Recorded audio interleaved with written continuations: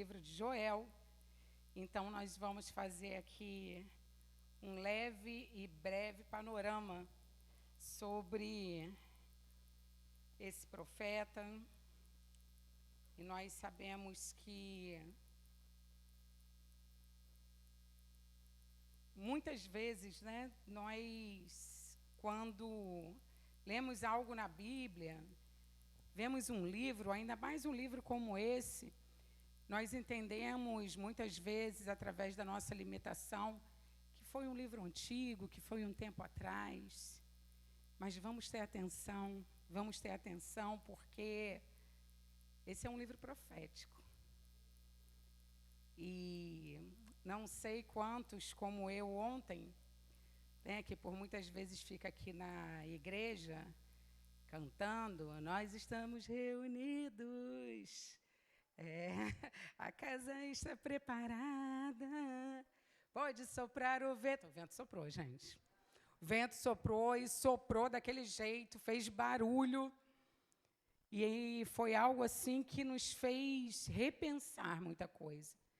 Quem, quantos eu pensou que, quando viu assim, que é um breve anúncio do dia do Senhor?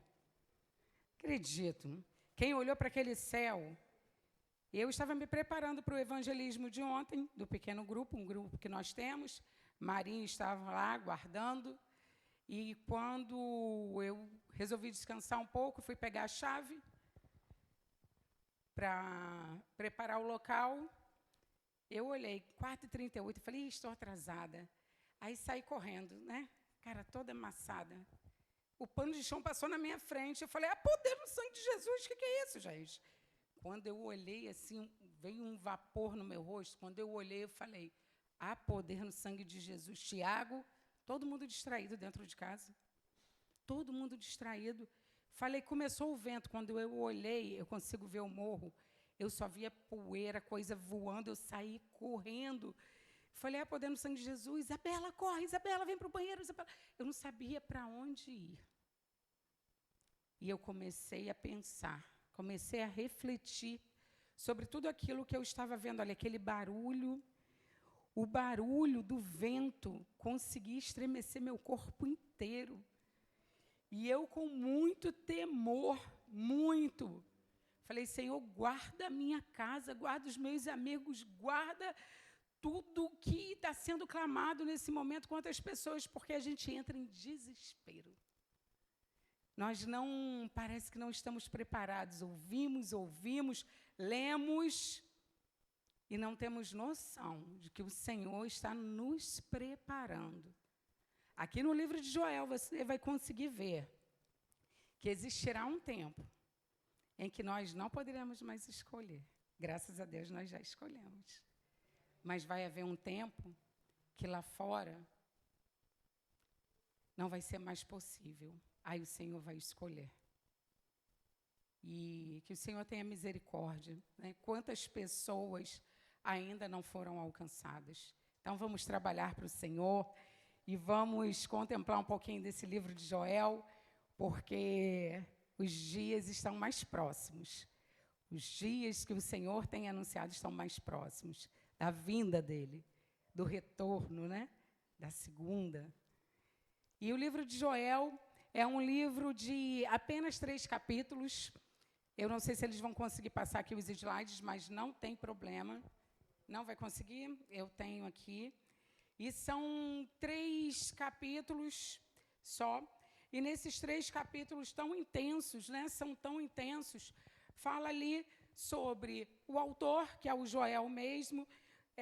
Sugere-se que o ano seja 835 a.C., e ele faz parte daquela classificação dos profetas menores. E esse cenário de crise aqui, ele vem falar sobre esse alerta que acontece aqui no livro de Joel, porque o livro de Joel começa exatamente assim. A palavra do Senhor que foi dirigida a Joel, filho de Petuel.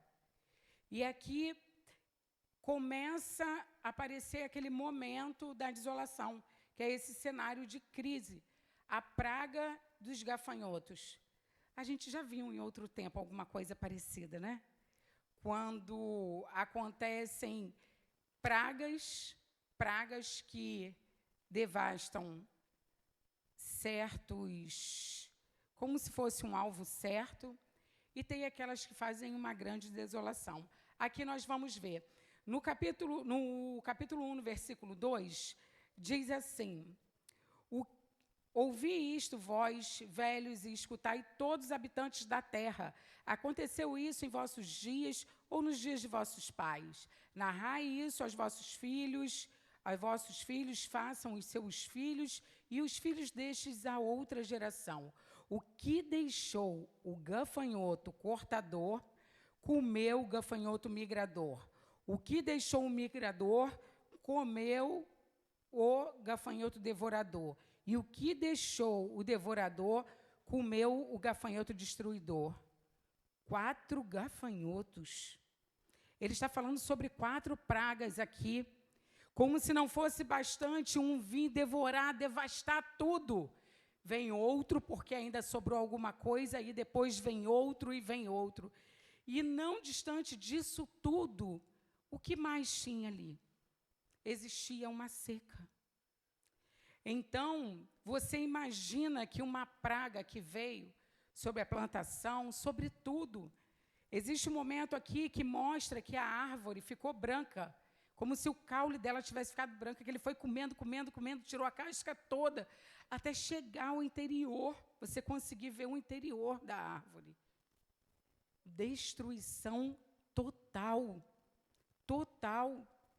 porque não haveria mais vinho, porque a uva já não tinha.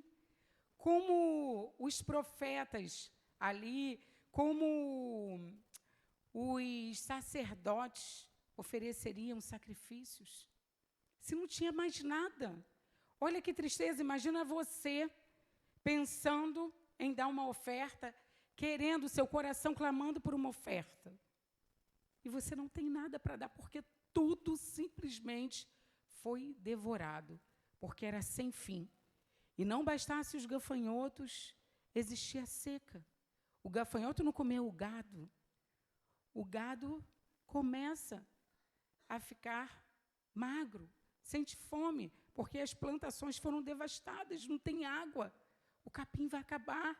De qualquer forma, desolação total, tudo destruído, tudo. E acredito que o Joel pensava, né, numa das versões aqui que eu li, mostra que o Joel atribui esse grande exército. Ele imagina como exército de gafanhotos. Era muita coisa, era uma nuvem de gafanhotos que avançavam para ali, para a destruição. E ele acredita que essa praga foi devido a quê? A desobediência do povo.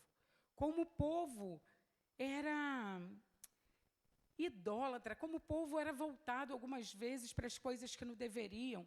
Lá no início, é porque aqui não foi possível colocar o primeiro slide, mas nós não vemos um rei ali no livro de Joel. Mas nós sabemos que naquele tempo aproximado, naqueles anos ali, existia uma crise de transição de reino. Por quê? Porque havia uma idólatra no poder. Ela cultuava Baal, ela perseguia as pessoas, e ela vem da linhagem de quem? Quem é ela? Filha de Jezabel. Então, ela foi retirada à força pelo sumo sacerdote, que se reúne com as pessoas lá e precisa fazer uma intervenção, porque aquela mulher mandou matar toda a realeza e os que sobraram de Davi, da descendência de Davi. E o que eles fazem? Eles escondem uma criança, que aí, eu não sei precisamente se é nesse tempo, mas é mais ou menos aqui nesse ano que ele surge, que é o rei Joás. Ele começa a reinar com 7 anos. Ele não aparece no livro de Joel, mas está ali dentro desse ano que é sugerido onde acontece esse cenário da crise ali. E com essa praga, com tudo isso que acontece, com esse momento onde tudo, né? O campo está assolado, a terra está de luto, o cereal destruído, a vide se secou, as oliveiras murcharam, a figueira murchou, a macieira, todas as árvores do campo se secaram, já não há alegria entre os homens. Que tristeza você ver tudo que havia vida sendo destruído. E, por incrível que pareça, não foi um inimigo, não foi uma ordem do inimigo. Porque muitas vezes nós associamos algumas coisas ruins como se o Senhor tivesse perdido a força sobre nossa vida e o inimigo faz o que quer. Não. As nossas vidas estão sob o controle do Senhor. Tudo sucede a todos. E aqui mostra quando ele fala sobre o dia do Senhor. E ele vem falando sobre esse dia. Ah, que dia! Porque o dia do Senhor está perto e vem como assolação do Todo-Poderoso. E ele fala mais sobre o dia do Senhor, dia de escuridade, densas trevas, dias de nuvens, de negridão. E ele vem falando sobre que à frente dele vai fogo devorador, atrás chama que abrasa, diante dele. Ele vem fazendo aqui uma comparação sobre o grande dia do Senhor. Assim como nós pensamos no dia de ontem. Será que vai ser assim? Uma pessoa pesada segurando um telhado, ela voa junto com o telhado. O que é isso, gente? Que força! A natureza. Essa é a natureza. O que poderíamos fazer para nos salvar ali? Nada. Nada. Entregues totalmente à vontade do Senhor. Não há o que se fazer. Você pode tentar se esconder e aquela coluna voar. Você pode tentar segurar e você perder as forças. Um homem grande passando pelo meio da rua, ele é jogado ao chão. Quem pode fazer alguma coisa num momento desse? Será que nós estamos nos preparando? Muitas vezes nós choramos pelas desolações da nossa vida. Às vezes nós perdemos, coisas ruins acontecem e nós não conseguimos entender sobre onde está o Senhor. Ele está onde sempre esteve, no controle de todas as coisas. E como nós saímos disso? Aí aqui nos diz que houve uma convocação. A convocação aqui diz o seguinte: promulgai um santo jejum, convocai uma assembleia solene, congregai aos anciãos de todos os moradores dessa terra para a casa do Senhor vosso Deus e clamai ao Senhor. Essa é a convocação. Como nós devemos estar. Depois do dia de ontem, toda vez que nós vimos alguma coisa, porque não tinha aviso. Não tinha aviso. A defesa não mandou, pelo menos eu recebi o aviso quando já estava no vento. Desde aquele último aviso que teve lá, que foi uma fraude, esse foi o outro aviso. Não veio aviso dizendo fortes ventos vão acontecer, nenhum alarme mais forte, como soou da outra vez, nada. Eu procurei na previsão do tempo, não tinha nada. E nós sempre buscamos, tentamos estar à frente do tempo, saber o que vai acontecer, mas, na verdade, o Senhor quer isso aqui, ó. Que estejamos juntos. E, diante de tudo isso que aconteceu, foram convocados para um jejum. E diz ali, né, que eles deveriam ser verdadeiros nisso, né? Eles deveriam, de verdade, se arrepender. E aí, o Senhor fala aqui com eles que, capítulo 2, versículo 13, rasgai o vosso coração e não as vossas vestes, e convertei-vos ao Senhor vosso Deus, porque Ele é misericordioso e compassivo e tardio em irar-se, e grande em benignidade, e se arrepende do mal. Ele trata em amor. Ele trata em amor, mas Ele precisa que nós paremos só de falar, de fazer gestos. Na verdade, aqui aquelas pessoas, quando estavam em determinados momentos, que eram momentos críticos para elas, elas, diante de lutos, de perda, elas rasgavam as suas vestes. Mas o Senhor quer mais do que isso. Não adianta em gritos, palavras, onde o coração não está. Ser só diante de um temor, diante de um tempo difícil que vai chegar, mas o arrependimento, deixar de fazer o que era feito, deixar as coisas desse mundo. Você vê ali que tudo foi destruído. Tudo foi destruído. Restavam as vidas. Não tinha mais como fazer sacrifício, oferta, não tinha mais nada. Tudo acabado. E aí, o que é feito? Se recorre ao Senhor. Jejua, busca o Senhor de todo o coração. Renúncias, renúncias. É isso que o Senhor deseja. Um arrependimento que nasce do coração. E aí vem a mudança dessa sentença.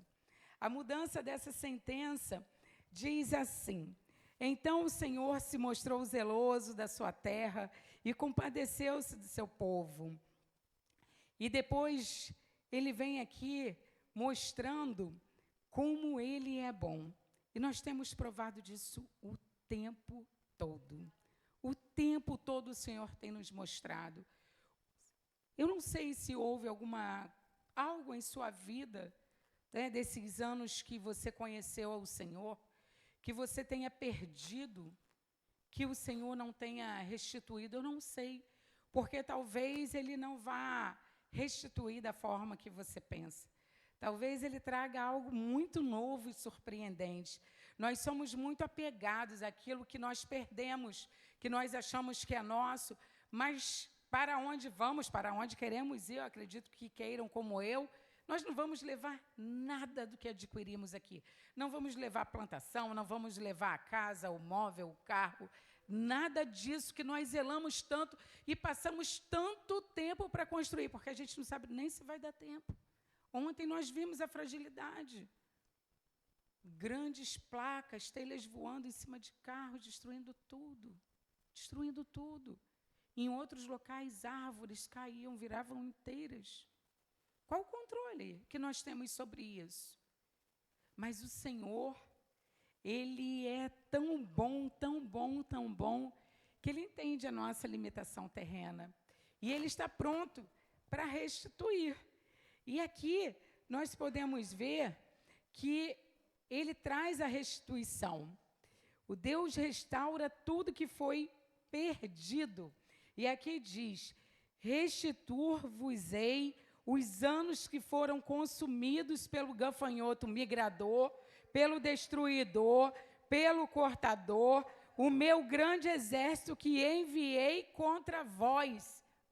Meu Deus, foi Ele mesmo. Foi Ele mesmo. Eu vou ler de novo. Restituir-vos-ei os anos que foram consumidos pelo gafanhoto, migrador, destruidor, cortador, o meu grande exército que enviei contra vós outros. Comereis abundantemente, vos fartareis e louvareis o nome do Senhor vosso Deus, que se ouve maravilhosamente convosco. E o meu povo jamais será envergonhado. Sabereis que eu estou no meio de Israel e que eu sou o Senhor vosso Deus e não há outro. E o meu povo jamais, ele fala 2 vezes, será envergonhado. E aqui nós conseguimos ver que há uma promessa de livramento futuro, há uma promessa sobre um bom tempo, e ele começa a falar aqui: e acontecerá depois que derramarei o meu espírito sobre toda a carne. Toda a carne. Vossos filhos e vossas filhas profetizarão, vossos velhos sonharão e vossos jovens terão visões. Para que a gente não fique ali no Antigo Testamento, e para enfatizar que essa palavra não acabou ali, e que nós temos o hábito de nos atentarmos muito ao Novo Testamento, eu vou trazer a palavra de Pedro, lembrando Joel, Atos 2, versículo 16. Mas o que ocorre é o que foi dito por intermédio do profeta Joel. E acontecerá nos últimos dias que o Senhor, diz o Senhor, que derramarei o meu espírito sobre toda a carne, vossos filhos e vossas filhas profetizarão, vossos jovens terão visões e sonharão, nossos velhos, até sobre os meus servos e sobre as minhas servas, derramarei do meu espírito naqueles dias e profetizarão. Nós profetizaremos. Você precisa tomar posse da palavra do Senhor e não achar que é algo que foi num tempo passado, foi para ele, foi para aquele tempo, foi para aquele povo. Não, ele diz que sobre toda a carne, ele fala sobre gerações. O nosso Deus não mudou, ele não revogou. E vem acontecendo, pastor Rafael aqui falou durante o louvor, que aconteceu em Atos uma vez e logo depois acontece novamente e continua acontecendo. Os sinais estão aí, as pessoas conseguem ver, a palavra foi dita. Vamos pedir ao Senhor entendimento, precisamos de entendimento, precisamos de discernimento para que tudo aquilo que nos foi dito se faça presente, que nós consigamos nos encontrar com isso. Muitas vezes nós abrimos a palavra como é Joel. E eu falei, o que eu faço com Joel? Como que vai ser Joel para mim? Nós falamos tanto, né, lá sobre Gênesis, eu falei, Joel. E eu falei, meu Deus, me revela o que há de novo em Joel. E ele falou, tem Joel para se cumprir ainda. Eu falei, misericórdia, Senhor. E eu fiquei muito envolvida e comecei a pensar que, depois do que eu vi ontem, parecia o Senhor falando comigo. Claro que não foi só para mim. Claro que hoje todos podem refletir melhor. Mas eu estava estudando o livro para trazer essa palavra. E ali começou o Senhor a falar comigo. Não acabou. Se prepara, deixa as coisas de embaraço, se prepara, porque eu estou voltando. E, para a gente finalizar aqui, tem uma palavra que eu gostaria de que todos tomassem posse, que é a palavra de salvação. Vocês podem ficar de pé, por favor? Nós já vamos terminar. Nós vimos aqui sobre um tempo de crise, sobre um tempo de pragas, tempo de retirar tudo que era daquele povo, e a gente sabe que o povo não estava andando muito de acordo. Por isso, estabelecia reis, se retirava reis, levantados sacerdotes, profetas, a ponto, né, a gente vê ali no começo de um sumo sacerdote ter que pedir para eliminar praticamente um golpe para poder colocar um rei ali criança, onde o Senhor poderia conduzir através do sumo sacerdote aquele templo. Então você imagina quanta idolatria foi jogada para o povo, quanta coisa acontecia naquele tempo, como hoje nós vemos muitas vezes. E aí o Senhor, Ele envia aquelas pragas, assim como foi no Egito, mas era para um povo específico. Ali ele não estava querendo libertar um povo, sair, segurar. Ali o que Joel entendeu é que era uma rebeldia. Tem a praga, tem a seca. Eles pensam no dia do Senhor como nós pensamos ontem. Ele faz uma convocação para que todos se reunissem, como estamos aqui. Ele fala sobre o verdadeiro arrependimento, para a gente parar de fazer movimentos demais e parar de querer mostrar para os outros que a gente mudou, que a gente é diferente. Querer falar como se não tivesse pecados, querer trazer algo muito... Não. O Senhor pede um arrependimento de verdade. lá do coração, onde nós nos rasgamos ali para Ele, e Ele pode ver, só Ele pode ver. E Ele restitui. E o Espírito Santo ali promete, né? Como Atos 2, que haverá esse derramamento sobre nossas vidas. E agora eu quero ler com vocês sobre a salvação. E acontecerá que todo aquele que invocar o nome do Senhor será salvo. Porque no Monte Sião e em Jerusalém estarão os que forem salvos, como o Senhor prometeu, e entre os sobreviventes, aqueles que o Senhor chamar. Entre os sobreviventes, esses sobreviventes não vão ter mais opção de se render como nós nos rendemos. Então, o Senhor está nos alertando.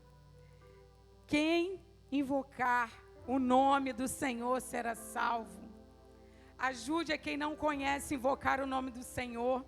Não seja egoísta a ponto de deixar alguém ali passar e falar: eu não tenho a ver com isso. Não é um problema meu, tanta igreja aí eu vou precisar parar ali. Aquela pessoa que fez o mal, aquela pessoa que rouba, aquela pessoa que não merece perdão. Nos nossos olhos, aos nossos olhos. Porque o Senhor tem um amor incondicional. E Ele não nos deu essa toga da justiça. Não pertence. Não nos pertence. Ele não deu a chave para que possamos falar: vai entrar, vai sair, esse vai ficar. Não. Nós fomos chamados. E o Senhor tem nos avisado. Nós que temos conhecimento, vamos falar aquelas pessoas para que também elas tenham o direito de escolha, antes que chegue o tempo e elas não possam mais optar pelo Senhor. Vamos orar sobre essa palavra. E eu creio que a restituição do Senhor estará sobre todas as vidas que creem, todas as vidas que ouviram essa palavra. Porque independente do tempo que você passou, independente do tempo que foi consumido por uma praga, o Senhor tem restituição, o Senhor tem algo novo, o Senhor tem melhor. Diz ali que as eiras se encherão de trigo e os lagares transbordarão. Imagina, estava tudo acabado. E o Senhor ali, depois que aquele povo se arrepende, aquele povo jejua, tudo aquilo é restaurado. O Senhor traz aquele povo à comunhão e perdoa-os. E começa a fazer tudo novo ali. E nós cremos também que essa palavra, ela não para naquele tempo. Essa palavra é para as nossas vidas e para se cumprir nesse tempo. E eu creio que se você veio aqui nessa noite com alguma necessidade, que talvez você tenha denominado de uma praga, você falou: está consumindo a minha vida, está consumindo a minha família, está consumindo a minha carne. Às vezes ela se chama doença, essa praga. Às vezes ela se chama vícios. Às vezes se chama depressão. Às vezes se chama desemprego. Às vezes se chama falta de perdão. Que o Senhor tenha misericórdia de nossas vidas. Que nós possamos, de fato, rasgar os nossos corações e falar para o Senhor que é Ele quem governa nossas vidas e que está tudo bem se nos faltar algo. Porque também está escrito que o Senhor é o meu pastor e que de nada sentirei falta. É muito fácil a gente falar: nada me faltará. Mas quando a gente vê em outras versões que de nada sentirei falta, porque o Senhor é o meu pastor, se torna diferente. Meu pastor Rafael. Pastor Rafael vai orar por essa palavra, ministrar a bênção da restituição sobre nossas vidas, em nome de Jesus.